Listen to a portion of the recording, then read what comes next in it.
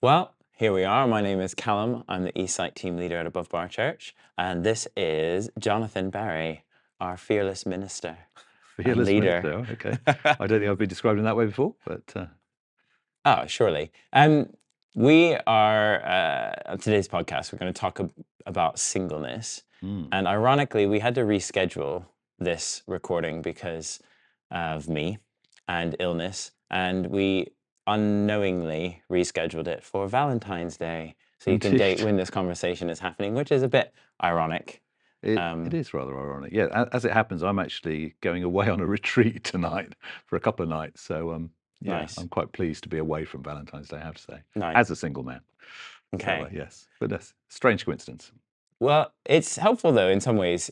The topic of singleness and like Valentine's Day is obviously a day where things about relationships and your relationship status, as people call it sometimes, is very prominent and can be actually, a very romantic day or a very capitalist day, Mm, or but also a really painful day because I think our culture makes a lot of um, yeah, whether you're in a relationship or not. And to be honest, whether you're sleeping with people or not.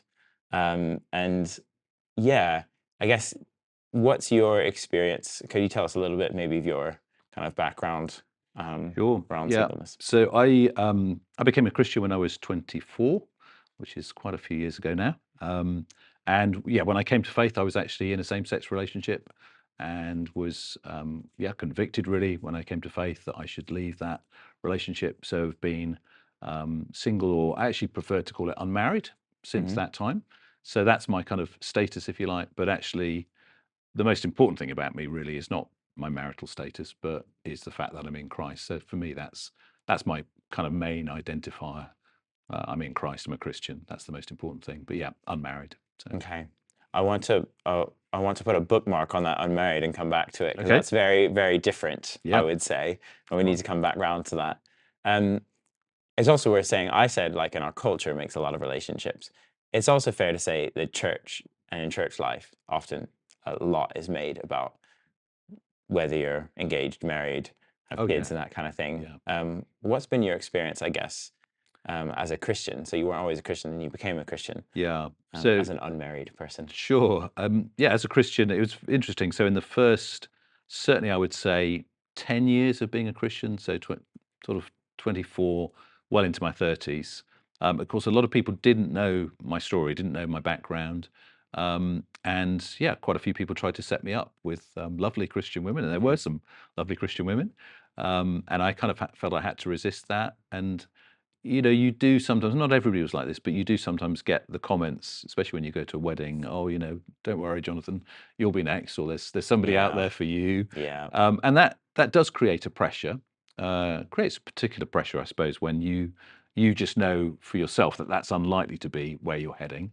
Although, having said that, there was a point where I was, yeah, I was in a relationship with a Christian girl for a little while. I think probably we would call it more a friendship, but there was that potential for it to become more and possibly head towards marriage. But that wasn't the outcome for me. So yeah, some Christians, shall we say, are less sensitive than they could be, Hmm. and I think there is sometimes a pressure for single, unmarried people within churches to be in a relationship, or sometimes an assumption that Hmm. that is where you'll be heading. That's what everybody's hoping for and wanting. Yeah. And actually, that simply isn't true. There are Hmm. some people who are single who are actually content as single people. There are some who are single hoping to be married. There are some who are longing to be married. There are some married people who are maybe regretting that they got married. That's just the reality. That's true. So I think, yeah, the words we use to describe the status kind of can cover a lot of different people in different situations. And I guess you've kind of stated this, but it's worth maybe spelling out for anyone listening.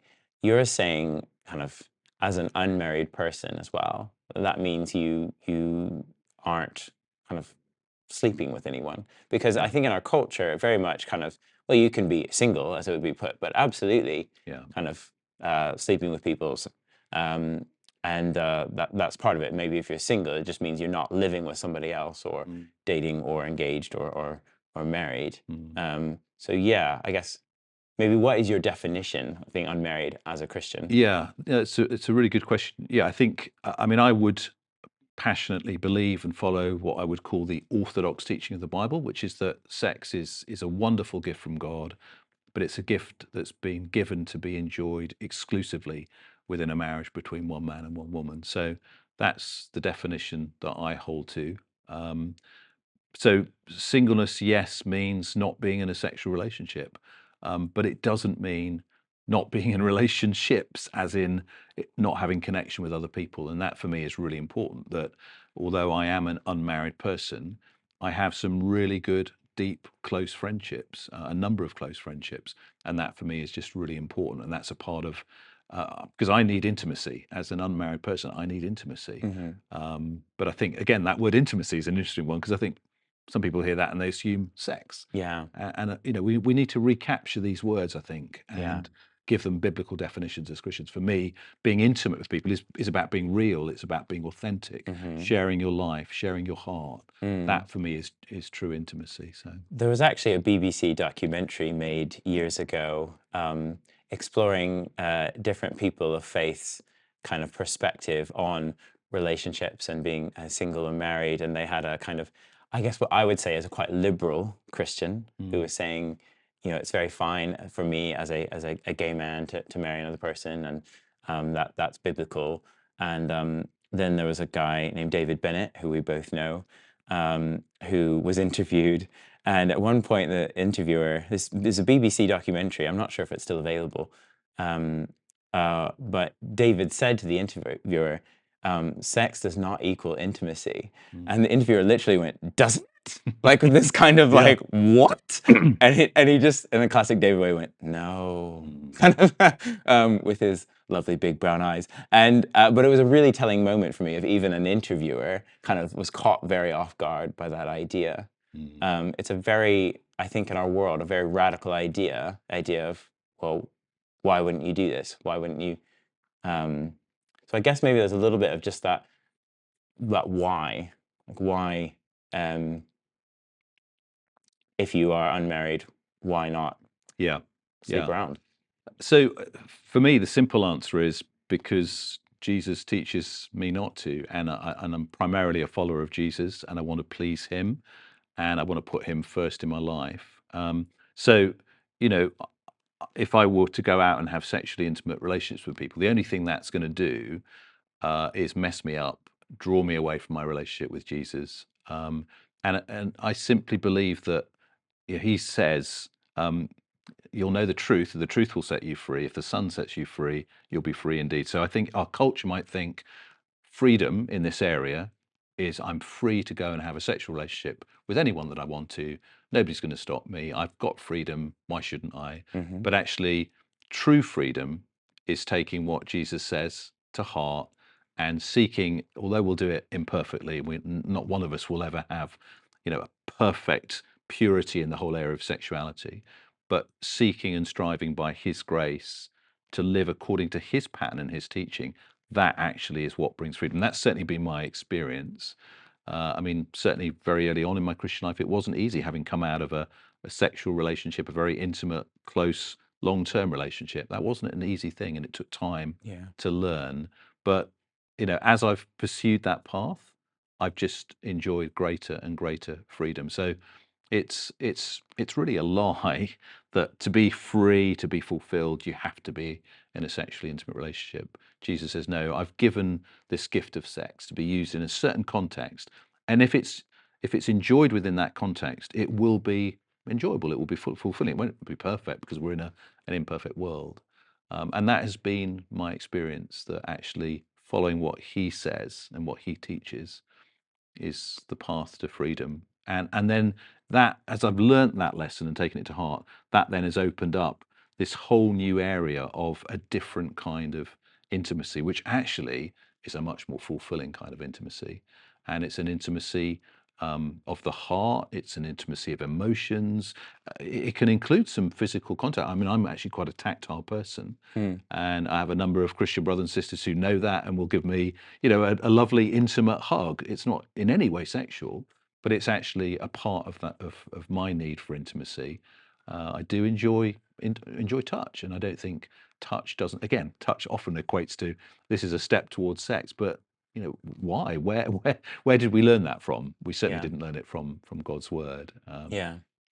Um, And I mean, some would say, I mean, the classic, obviously, examples are that Jesus and Paul, two of the most prominent people in our faith, were both single, mm, and it would be argued by many. I think from 1 Corinthians 7 in particular, Paul talks about kind of singleness in marriage. That actually Paul is kind of saying singleness is better, or being unmarried is better. mm. Um, yeah, could you help us maybe unpack that a bit as you Yeah, think about it's a 1 fascinating Corinthians 7? passage because if you look at 1 Corinthians 7 as a whole, one of the dominant themes actually is about remaining as you are, stay as you are, stay, and in lots of different contexts. So it's sort of towards the end of 1 Corinthians 7, it talks about the widow who is now no longer bound to her husband and is free to marry, but she must marry another believer. But Paul says, but in my view, she's happier if she stays as she is. So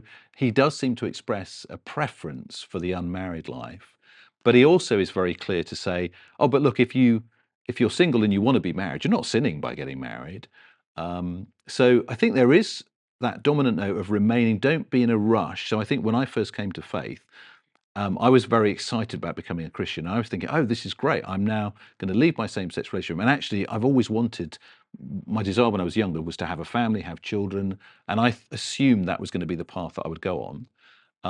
But actually, it wasn't. And I had to just wait and stay as I was and learn that actually God had another path for me to follow, which was the path of being unmarried. And then Paul talks in that passage about the unmarried person is free from concern, which is an interesting idea that if Yeah. you're married, you are naturally and rightly concerned for your wife. And if you happen to have children, you're concerned for your children. And that's an absolutely right thing to be concerned about. Hmm. But when you're unmarried, you're free from that concern and you're able then to be devoted. Paul uses the term devoted to the Lord's affairs. And I guess that's been my path over the last 30 odd years that I've been a Christian is the Lord has been teaching me what does it look like to be free from the concern of having a partner, a wife, and children, and being devoted to serving Him. Doesn't mean that that's all I do and I go off and I live in a monastery, and I still have friendships and I still have relationships with people, but I'm actually free from that main, you know, what would be a very dominant relationship, rightly so, if you have a wife you have to care for her. You have to be concerned for her. Well, I'm free from that. So I'll give you an example of how that works in practice. When I was used to be heading up a ministry called True Freedom Trust, which supports Christians who struggle with same-sex temptations. And a big part of that role was traveling around the country, speaking at various churches and Bible colleges and conferences. And there were times when I would be away for 5, 6, sometimes more, 7, 8 days a week. 8 days a week, 7 Yeah. days, 8 Good days in a song, I month. bet. It's very good. Um, but sometimes it would be over a week, and I would be speaking at different places. And then, I just would think sometimes, well, hold on, if I was married, just imagine I'm away from my wife and potentially children for that length of time. But of course, I didn't need to be concerned about. I need to be concerned about myself and looking after myself, but I didn't have a wife who was saying, "Well, when are you going to be back? The kids are, asking after you. They're missing you." You don't have that, so you have a new a freedom that married people don't have because they've got to be concerned. So that for me has been a real positive thing and a Mm. lesson. The downside of it is, and I think this is one of the areas where churches can do better, is we sometimes assume that because somebody is unmarried, well, you have unlimited time, don't you? You can be involved in everything, and Yeah. we can expect you to be up, every night really late and at every meeting and available at all hours. And I think we have to be really careful with that because um, actually, no, unmarried people, because they don't have a partner, someone to share all the responsibilities of life with, you end up doing much of life on your own. You may have help from friends, but actually the things that a married couple would share, the chores, the shopping, the cooking, the cleaning, whatever it might be, actually you have to do most of that on Right. your own. So it doesn't mean you have unlimited time. Sometimes you'll have less time Yeah. because you've got to look after responsibilities of your household, or you may have aged parents, all kinds of things that might draw your attention. But it does give you freedom to be devoted to the Lord in a way which a married person just simply won't have. hmm Um, Reminds me of the saying, the danger in churches and helicopters is the same, getting stuck in the rotas. Um, very good. the Yes. I guess along those lines, so you're in some ways, if you're unmarried, freer for Jesus Mm, and his work and focusing on him in a way that married people are not. Um, I guess though, I I notice like there's things like we have things for like dedications and it used to be even in above bar we used to announce engagements. I don't think we do anymore. mm, We obviously have weddings. We don't have kind of a similar thing for the unmarried. mm. Um, I don't know if do you have any thoughts on that and how do we as a church kind of honor both the married and the unmarried? Mm, I'll give one just thought while you're thinking about that is um, somebody pointed out one time that often when we say families, we mean um, uh, a husband and wife and children, or carers and children, mm. which kind of assumes then that any couple that doesn't have children and any single person is not a family, Yeah. which actually it's not the intention when we say families, but that can be kind of actually quite what you're saying about choosing your words carefully and what they mean. Um, yeah, do you have any thoughts about that as a church Yeah. and how we honor being Mm. unmarried? Yeah, it's interesting just picking up on that whole family idea. I know I've been in previous churches and led previous churches where we've had family services, and it's something I've always kind of resisted, that term family service, simply because of the misunderstanding that creates for those who are not in their own nuclear family. So I'm really pleased that here at Above Bar we talk about all age Hmm. worship, all age services. Which I just think it's a better terminology. But actually, again, it's another of those words that probably we ought to recapture as a church, because remember Jesus, when told his your family are here, he said, "Well, who are my family? These are my family," and he pointed to his disciples. So really, for the Christian, I would dare to say the primary family actually is your mother and brothers and sisters and sons and daughters within the church. Yeah, And of course, it's really important that people do care for and have a concern for their own individual family.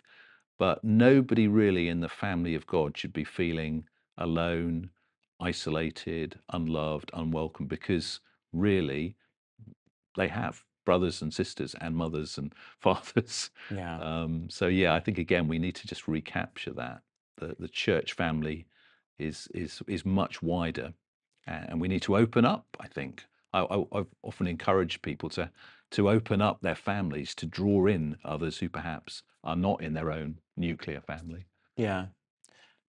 What advice do you have then on, I guess, both from a person who's um, unmarried, not in a relationship, navigating, and maybe I think it's fair to say we don't get that fully right as a church. And there'll be Mm, people even listening to this who are part of church, but sometimes feel very lonely, feel mm, isolated, feel sometimes somewhat left out, maybe even feel somewhat angry about that or hurt. mm, So I guess I'm thinking both from their like from a perspective of a person who is not married or a person who's single, um, uh, of navigating life and being part of Christ's family that doesn't always get it right, and then also kind of how do we as a church as a whole kind of mm. maybe support better. Sure, yeah. So taking it firstly from the person who themselves is trying to navigate it, I think probably a couple of things I would say. One of the first things is is to share that, to share what's on your heart. I mean, one of our values here at Above Bar Church is authentic community, and I think that Yeah. means being real when we're struggling and not feeling we just simply have to say, "Oh, everything's okay," and pretend that we're happy when we're actually struggling. Mm. And I found it really helpful over time to build up, some good, close relationships where I can be very honest. And if I'm feeling lonely or I'm struggling or kind of just longing for the wrong kind of intimacy sometimes, which, does happen, then you've at least got people that you can share that with. So I think being real and authentic with people is important. But then the second thing is sharing that with the Lord, and that again, because you're unmarried, you perhaps are driven more to prayer, to pouring out your heart. If you're married, you're naturally going to talk to your spouse. That might well be the first point of call. But if you don't have anybody immediately on hand at home, then pour it out to the Lord and involve Him in that struggle.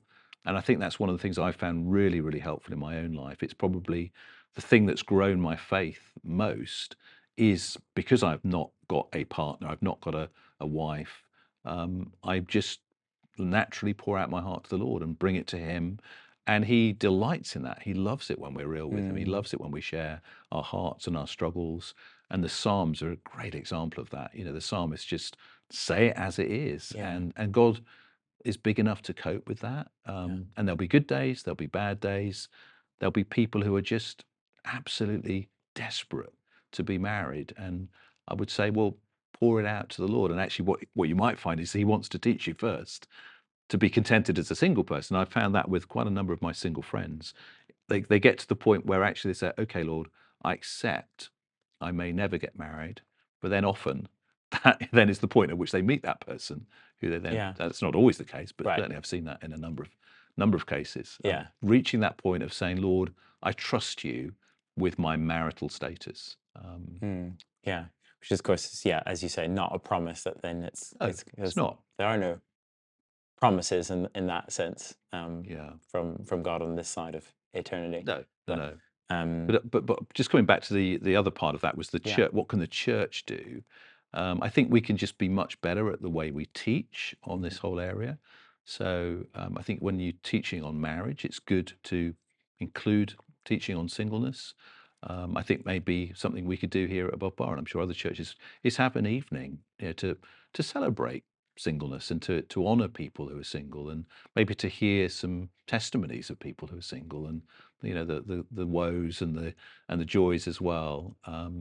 And then maybe the way we organize church, the way we organize events and evangelism and social things, to make sure that everything we put on is not geared solely at the family or at married people, to Yeah. ensure that there are things which unmarried people can be comfortable at going, or that there's a bit of a mindset so that when we are doing events or we're getting together as a church, there are just people who start thinking, oh yeah, what about so and so? Now, Mm. I'll give you an example. When I first came to Above Bar Church, we had a church picnic. Now, a big church picnic is my nightmare. It's just one of those social situations I'm not really comfortable in. Yeah. And I kind of think I want to go, I want to be there to be social. And I feel that even more now as a minister, I really ought to be there. But I really find it hard because most people are in their family groups or their group of friends, and if you're there on your own. But there was a family at the church, and I just said to them, I was hoping to go to the picnic. I said, well, would you like? We're going on the bus. Would you like to come with us? And then you could sit with us. And I don't think they realised that that was actually Yeah. really quite powerful and quite bright. I said, oh yeah, thank you. Yeah. And so that gave me a starting point. And I didn't stay with them the whole time, but it just took away that kind of sense of, oh, I'm on my own. Everybody else is in families, kind of thing. Yeah. There's something very powerful when somebody kind of takes the risk of welcoming you in a Mm, sense. I had the same yeah. experience when I was still single in Washington, D.C., and feeling very lonely and kind of overwhelmed. And this elderly couple at this one church I visited just came up to me, were just so lovely, Mm, invited me to their home group. And I mean, yeah, I settled in that church. And a big part of that was that just being offered in. But we can so easily, yeah. even on a Sunday and just beyond that, just kind of have our little either just nuclear family or just kind of our little friendship group, but not always Mm, be looking for the the outsider, I Mm. say with I know what you mean. Yeah. yeah, You know. not meaning that people who are unmarried are No, outsiders, no. but yeah, looking for that person who's sitting on their own or Yeah. that kind of thing. The flip side of that, and this is something I think there is a danger, and I've had this myself, where the sort of the unmarried people, the single people, are kind of bemoaning the fact, oh, I don't get invited out, or there's nothing. And I think actually a challenge to those who are single, unmarried, is to don't always be the one waiting for that invite. Make those invites yourself. So, I'm not a brilliant cook, but I quite enjoy inviting people around, and it may well be, people have come to mind and we'll get a takeaway pizza. I mean, I can cook, but I'm not the best cook. Or you might come to mind and just for coffee and a piece of cake or something. Mm. Not one I've necessarily made, but Mr. Kipling still makes exceedingly good cakes, He so does indeed. it's okay. So I think, yeah, don't for single people, don't be bemoaning the fact that you don't get invited out. Don't be part of the problem. Be part of the solution. And I think there's something very precious when an unmarried person invites a family. So I've had, just think of a little while back, I had a family with 3 children came just for Sunday afternoon. In fact, that was perfect for the children. They didn't want to come for a meal, but they were happy to come for the afternoon. We had cake, we had drinks, we're out on the balcony. It was a sunny day. They played some games, they had a few toys, and it was just a really lovely time. And I think they were worried, that, oh, no, you must be exhausted. And I was quite tired, but I said, actually, I've really enjoyed this because Mm, it's different for me. And I think it was different for them as well. The children could be in a different environment. yeah, So, yeah, I think single people also have a part to play yeah, in building this kind of wider family thing. yeah. As we, I guess, maybe drawing towards the end, it's a preacher's instinct, but I want to like land with Jesus. So I was just thinking about the fact that, yeah, the fact that Jesus was human is quite radical in and of itself. That he Mm, identifies with us. That he also suffered, um, mm, which we were thinking about earlier in a staff prayer, and how just incredible that is. That when we suffer, we know the God of the universe, Jesus, also suffered and knows what it's like. mm, I guess, yeah. I guess, what are your thoughts on the fact that Jesus also was single, mm, unmarried, and maybe obviously the Bible talks a fair bit about as well that he's going to be married one day, in a mm. sense. Yeah, absolutely. Yeah.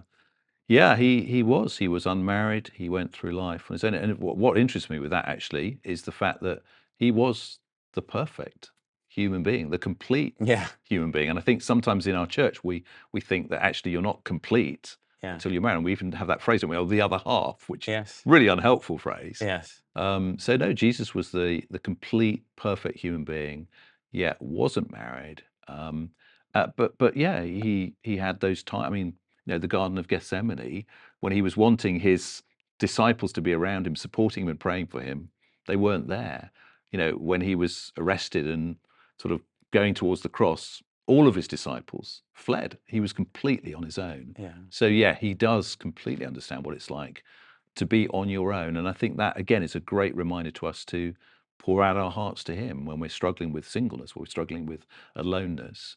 But also just to keep in mind that, yeah, there is something better on the way. And there is actually what's described in Revelation as a wedding supper of the Lamb. And the Bible talks about Jesus being the bridegroom and the church being his bride. mm, So in heaven, we're not actually going to be getting married and talking about marriage. We're going to be so focused on Jesus, the mm, bridegroom. And there's going to be this great celebration, the wedding supper of the Lamb, where we'll all mm, just be overawed by him. That's what we'll be taken up with. People often talk about, can't yeah, wait to be reunited with my, and of course there will be, I'm sure, some of that as yeah, well. yeah, But we're just going to be completely overwhelmed by his greatness. So, in a sense, unmarried people have that little opportunity now to mm, get a bit of a foretaste of that. In a sense, you're in a privileged position because if it's only the Lord Jesus, if He is, he is the one who is your greatest support, your greatest friend, your greatest love now, well, then you're just kind of a little bit ahead of the game, really, because that's what it's going to be for everybody at the wedding supper of the Lamb. Will be completely bowled over by Him, and yeah, the church will be married to Him. amazing. Amazing thought. I like the thought Tim Keller suggests that maybe Jesus at the wedding at Cana, when he turns the water into wine, was thinking about his future marriage, Yeah, well, quite um, possibly, as yeah. as the symbolic cleansing, Yeah, quite turning something possibly. from water to wine. Yeah, I mean, I think that's a great place to land. Unless you have any other burning thoughts, interpretive dances, emotional outbursts, Jonathan. I think the only thing I want to say is to those who are unmarried, um, see it as a great opportunity to devote yourself to the Lord's affairs. He will never let you down. And even the best husband, the best wife will fail you Mm, and will not always be perfect. But you are worshiping and devoting yourself to the perfect one. mm, And that's just an amazing thing. So I want to end with that positive note, really. amazing, amazing. Thank you so much, Jonathan. Thank It's you. been great to chat and hear your story. I've enjoyed it. Thank you. Amazing.